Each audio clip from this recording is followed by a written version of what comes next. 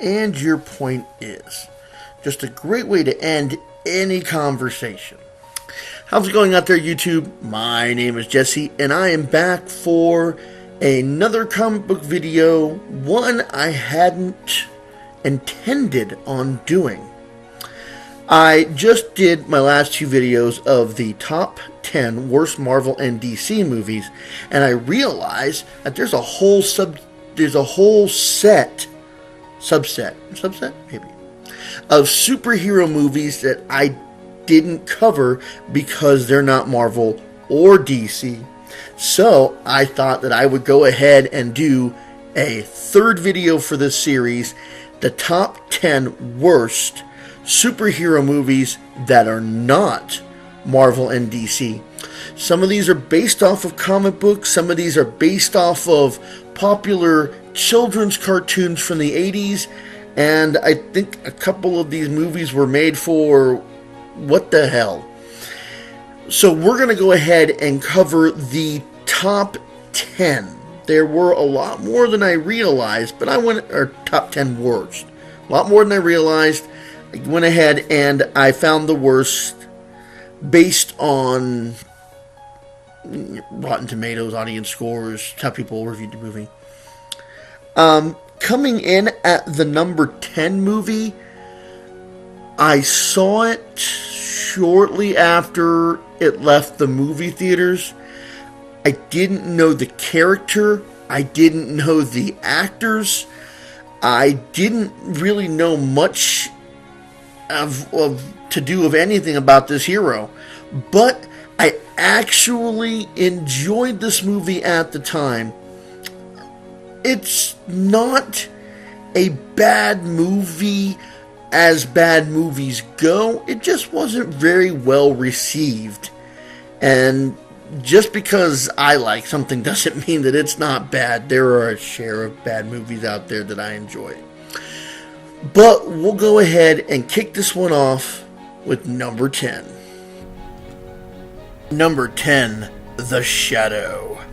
The Shadow premiered in 1994. It starred Lamont Cranston, The Shadow, Alec Baldwin, Margot Lane, Penelope Ann Miller, Reinhardt Lane, Ian McKellen, Fairleigh Claremore, Tim Curry, and Shaiwan Khan, John Lone.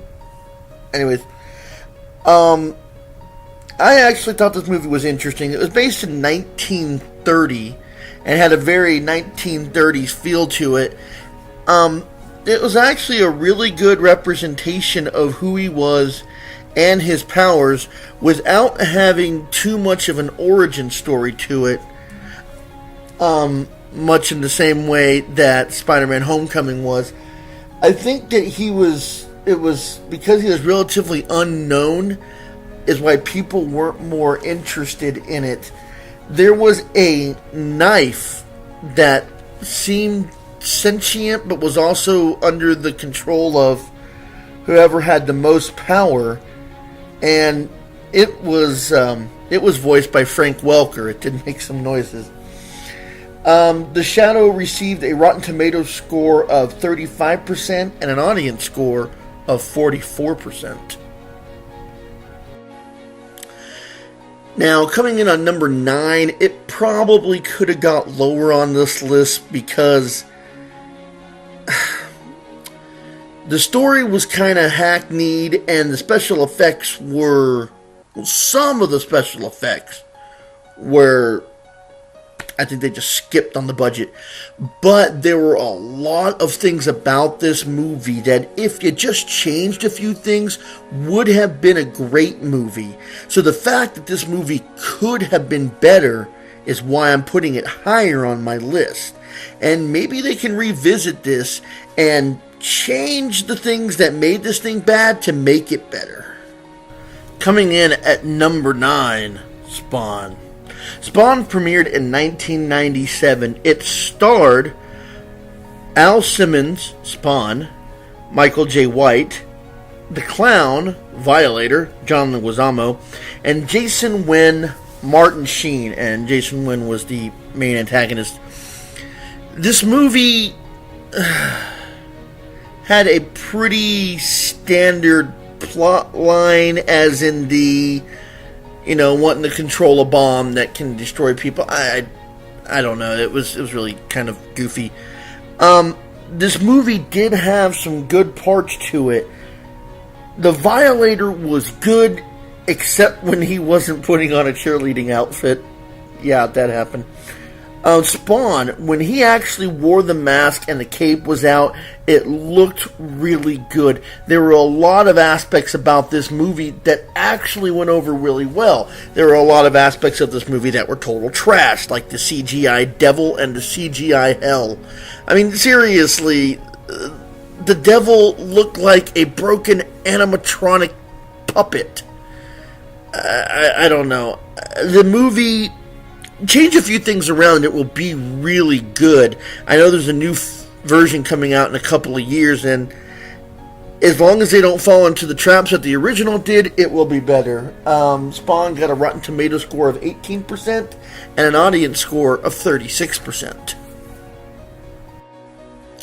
Now, coming in at number 8, 7, 6, and 5 is an 80s fest. No, it's not movies that came out in the 80s. These are all movies based on cartoons that came out in the 80s.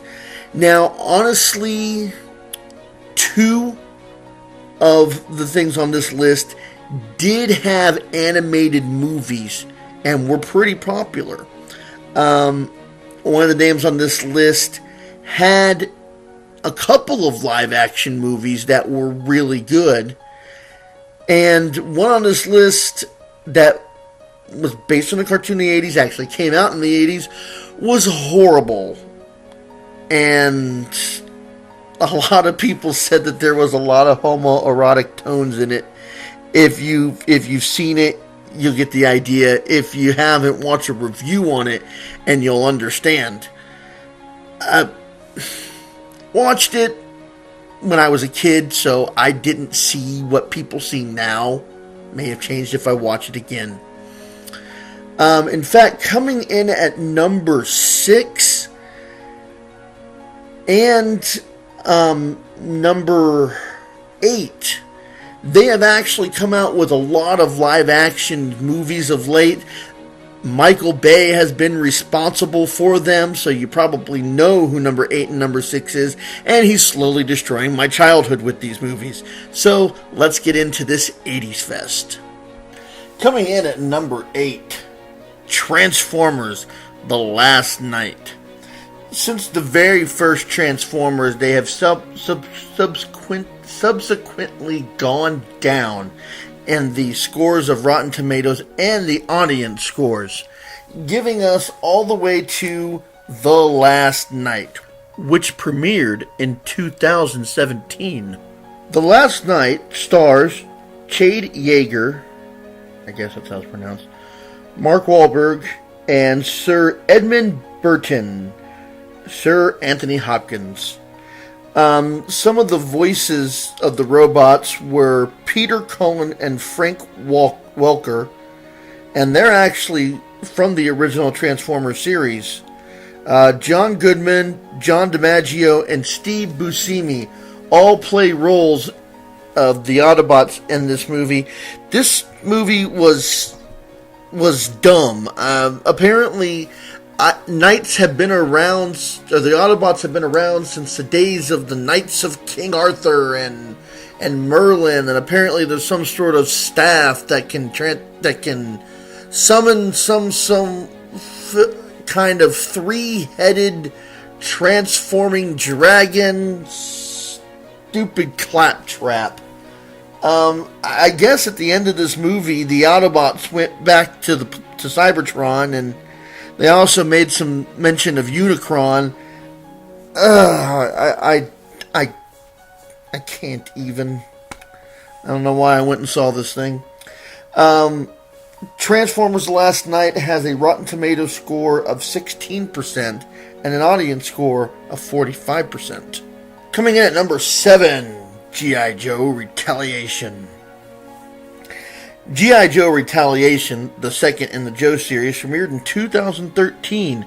It stars Roadblock, Dwayne Johnson, Lady J, Adrena Palacki, I hope I said that right, Duke, Channing Tatum, and the original Joe, Bruce Willis.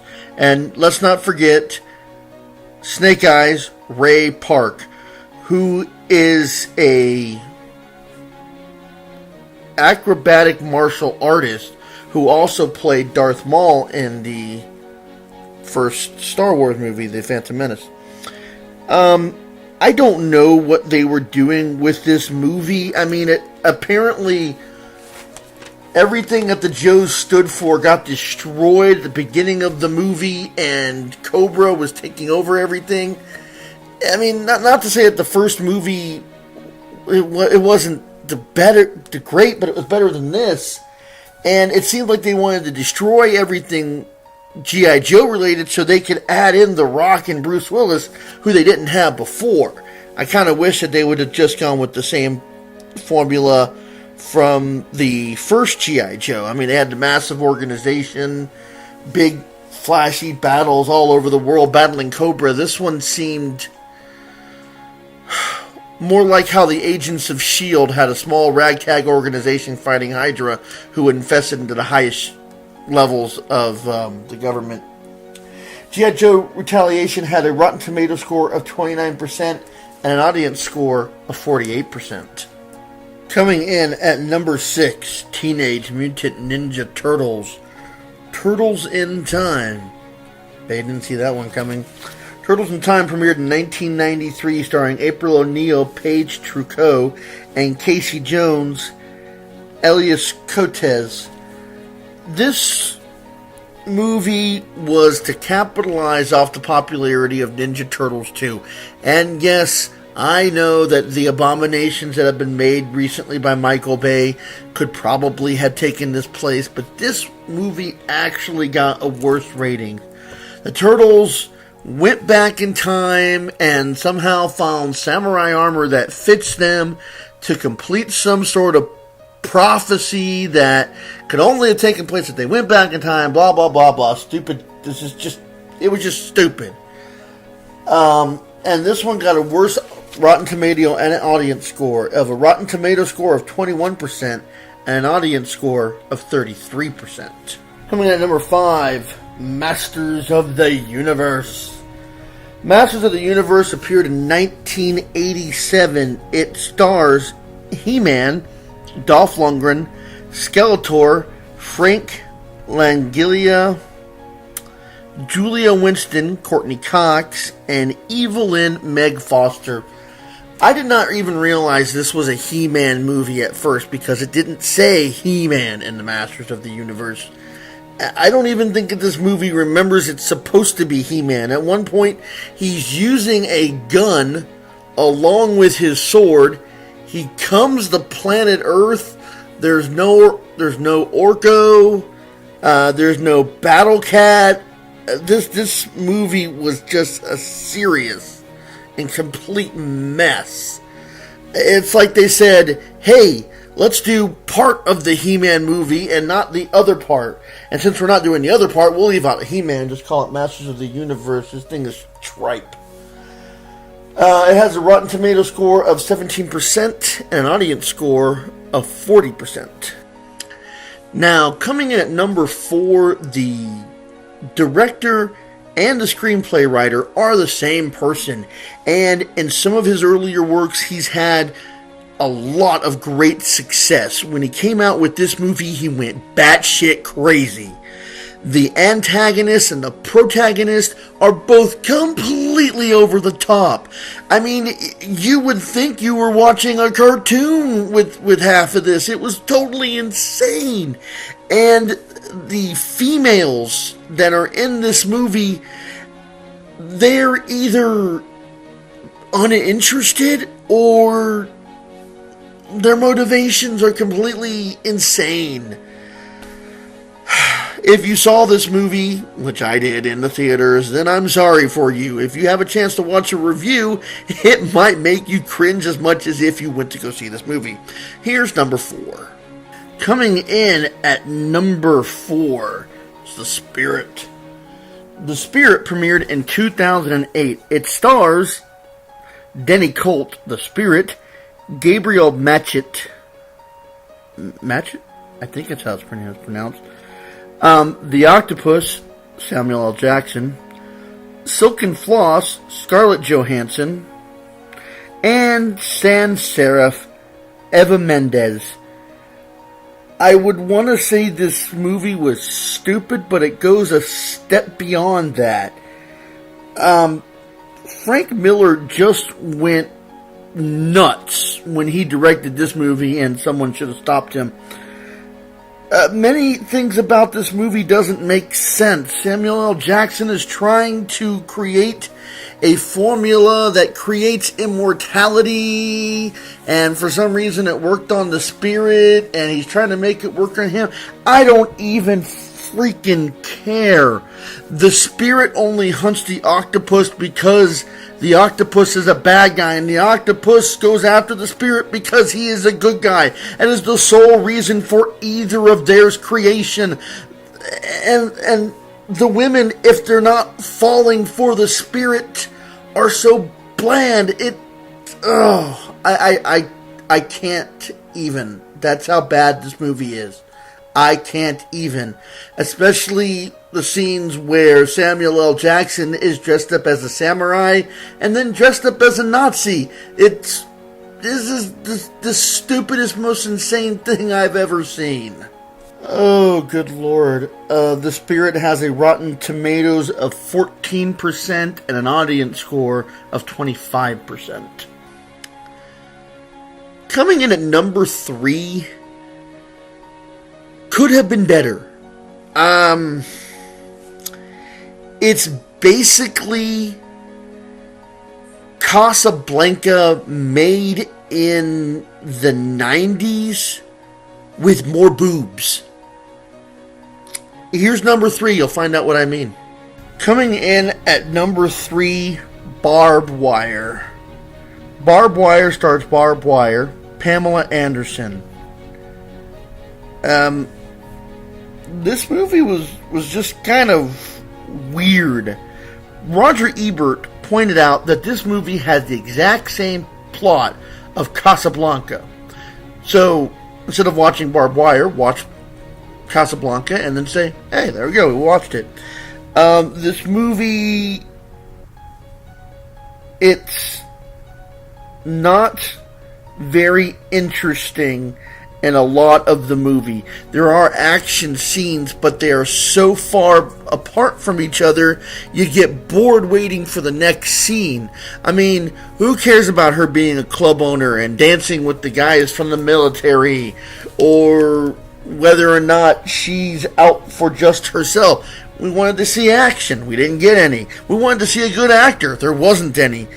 This movie failed to deliver on so much. Pamela Anderson isn't even that great of an actor. In the beginning of the movie, we see her stripping, and she's wearing very tight-fitting outfit. At one point, she walks out of the bubble bath holding a gun with the bubble sticking to her. This movie was just basically for teenage boys to ogle her. That's the only reason this movie was created. Barbed Wire has a Rotten Tomatoes score of 28% and an audience score of 14%. Coming in at number 2 is the, and I will quote, family superhero adventure comedy film based on a children's adventure book. The only problem with this comedy film is it lacks comedy. It's kind of pointlessly stupid. The only good thing about this movie is the beginning of it was like watching an internet comic book, where as you keep going to the next page, panels will emerge, and it's kind of a standing action thing happening. It was actually the best part about this movie, which was like the first few minute or two, And the rest of it sucked. It just was completely pointlessly unnecessary and should have stayed a children's book. Coming in at number 2, Zoom. Zoom came out in 2006. It stars Jack Shepard, Captain Zoom, Tim Allen, Dr. Marsha Holloway, Courtney Cox, Dr. Ed Grant, Chevy Chase, General Larrabee, Rip Torn, Summer Jones, Kate Mara, and Tucker Williams, Spencer Breslin. This movie, I guess they figured with all the big names in it, it should be more popular than it was. This movie just came off as really kind of stupid. It tries to be funny with Chevy Chase, and those scenes with him come off as more exhausting than anything else. It's like, hey, we're trying to show that Chevy Chase is funny. Well, maybe he was, but he's not anymore. Tim Allen seems uninterested. We know it's a superhero movie because they keep talking about, we're going to be superheroes, and at one point they're flying in an alien spacecraft, and oh my god, all the music in here, almost all the songs were done by Smash Mouth, and it was just a giant 90s fest of movies.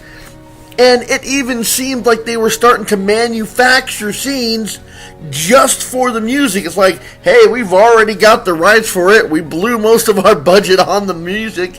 Let's make scenes so we can put the music into it. Oh, God. This movie was hard to sit through. It's got a Rotten Tomato score of 3% and an audience score of 32%.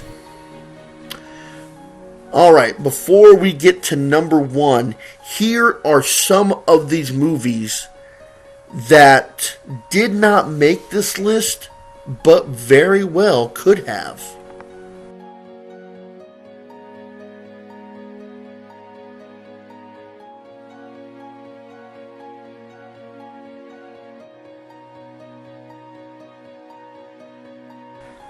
Coming in at number 1, I almost completely forgot about this movie.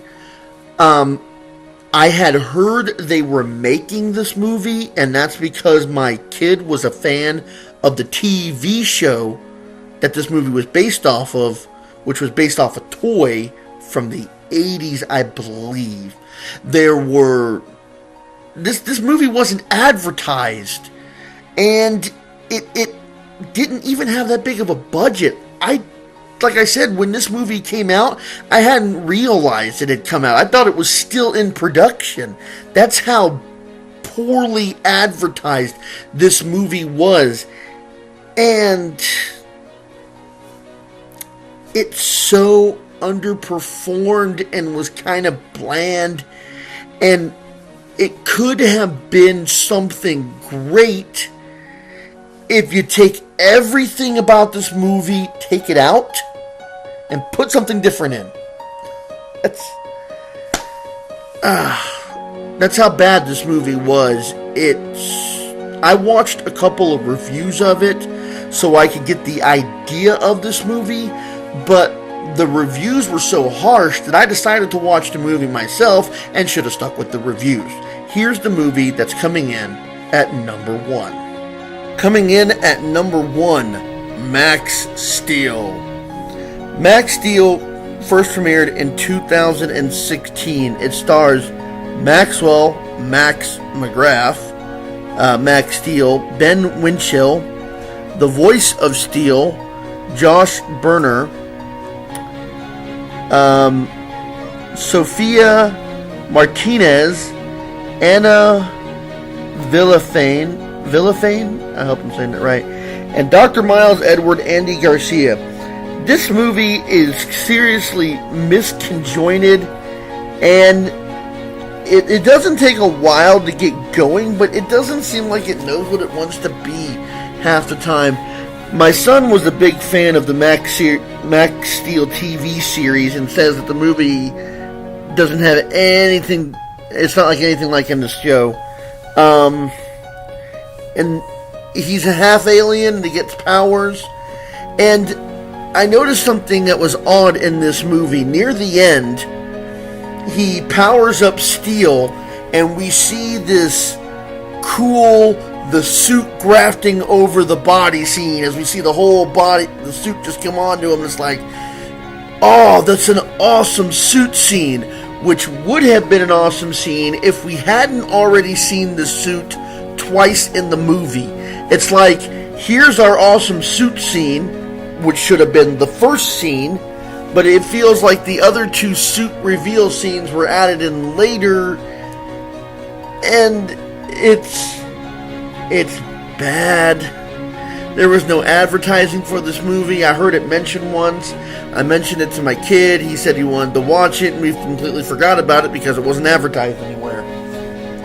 Max Steel has a Rotten Tomato score of 0% and somehow pulled an audience score of 49%. Well, I'd like to say that I hope you enjoyed this list, but again, I am reviewing bad movies. Now, if you've watched all three of these lists, I apologize for all of the 30 movies that I've reviewed. And if you watch any of these, that is your own fault.